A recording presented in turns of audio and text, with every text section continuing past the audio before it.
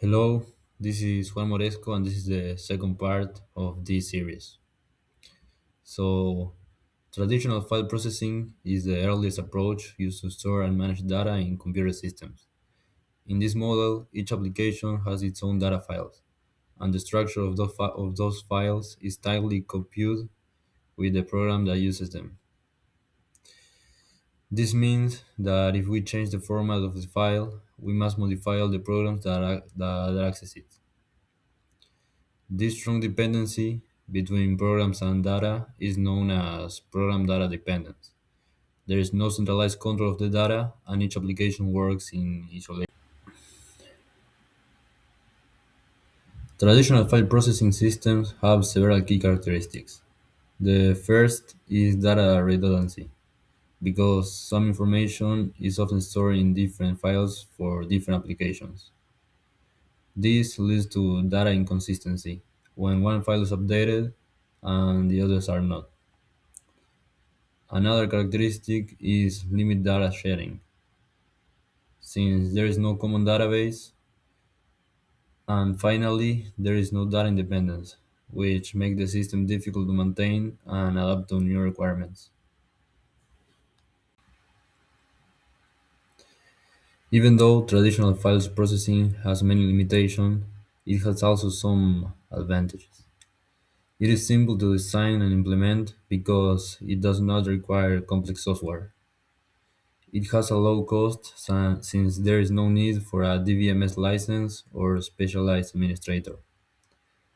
And for small single user application, it can be very efficient because there is no overhead from database management operations. That is why this approach is still used in embedded systems and small standalone applications. However, the limitations are significant. Data inconsistency is one of the biggest problems, since the same data may exist in multiple files with different values.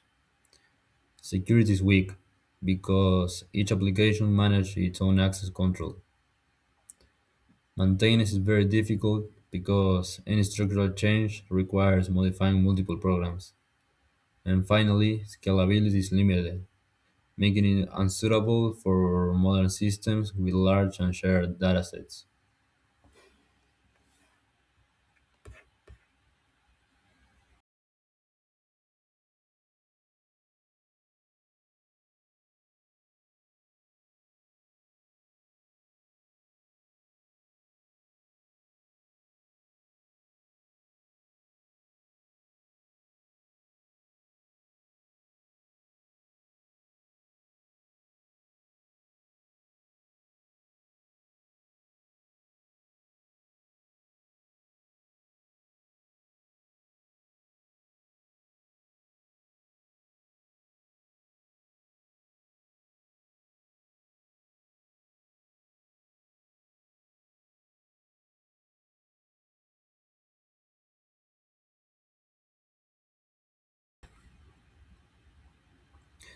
In traditional file system, performance depends heavily on how files are organized.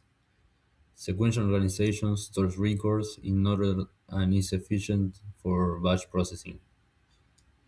Indexed organizations use an index structure to allow faster searching. Direct or hash organization calculates the address of a record using a key, allowing immediate access.